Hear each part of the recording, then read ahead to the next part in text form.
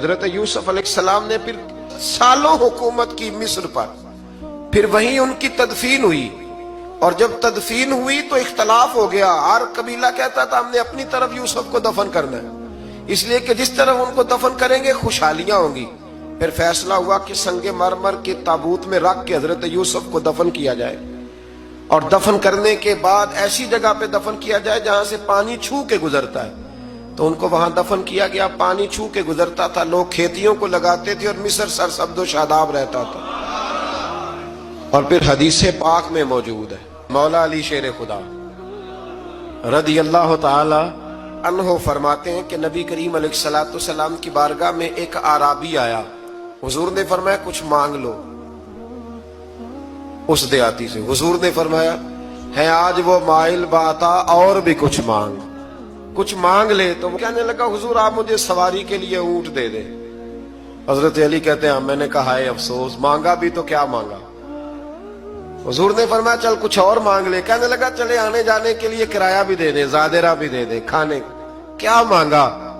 تو حضور علیہ السلام نے اسے دے دیا۔ تو محبوب فرمانے لگے تجھ سے تو موسیٰ علیہ السلام کے دور کی وہ بوڑھی اچھی تھی۔ کہا وہ بوڑھی کون سی بوڑھی؟ تو حضور علیہ السلام فرمانے لگے رب کریم نے حضرت موسیٰ کو حکم دیا کہ جب آپ مصر سے نکلیں تو حضرت یوسف کی قبر کو کھود کر ان کا تابوت بھی ساتھ لے جائیں۔ حضرت سیدنا موسیٰ علیہ السلام نے عرض کی مالک وہ کیسے پتہ چلے گا؟ فرمایا وہ تو آپ نے خود ہی پتہ کرنا ہے کہ وہ تابوت کہاں ہے۔ وہ دریا کے اندر تھا۔ کیسے پتہ کرتے کرتے پتہ چلا کہ ایک بوڑھی اماں ہے، اسے پتہ ہے تابوت کہاں ہے، وہ کدھر ہے تابوت، تو بوڑھی اماں کو پتہ ہے۔ حضرت موسیٰ بوڑھی کے پاس گئے، کہنے لگے اماں وہ تجھے پتہ ہے یوسف کی قبر کہاں؟ کہنے لگی پتہ ہے۔ تو کہا اماں پھر بتا دو۔ کہنے لگے مفت میں بتا دوں، نبی کے مزار کا ایڈریس اور فری میں بتا دوں، یہ کیسے ہو سکتا ہے؟ تو حضرت سیدنا موسیٰ فرمانے لگے چل قیمت لے، طبرانی کی حدیث ہے، حضور بیان فرماتے۔ حضرت موسیٰ کہنے لگے بتا کیا لے گی؟ کہنے لگی مجھے نہ جنت میں وہ والا مکان دلائیں جس کے پڑوسی موسیٰ علیہ السلام ہو، میری اور آپ کی دیوار کٹھی ہو، کیا عقیدہ کند، اللہ اکبر۔ تو حضرت موسیٰ کہنے لگے چل اماں مہربانی کر جنت مانگ لے، اب تو پڑوس ہی مانگنے لگ گئی ہے، تو اب نبیوں کا درجہ تو بڑا ہوگا، تو دینے والا اللہ ہے، میں دعا کرتا ہوں۔ تو کہنے لگی جی ٹھیک ہے، اگر آپ نہیں دیتے تو میں ایڈریس نہیں بتاتی۔ تو حضور فرمانے لگے اس سے تو وہ اچھی تھی۔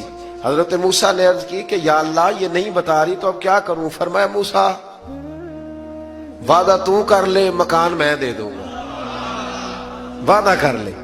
تو حضرت سیدنا یوسف کا مرتبہ دیکھیے کہ ان کے مزار کا پتہ بتانے کے لیے، مزار کا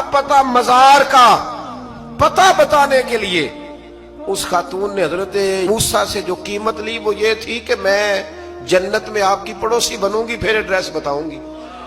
تو حضرت موسیٰ نے وعدہ کیا، تو پھر اس نے پتہ بتایا کہ فلاں جگہ مزار ہے۔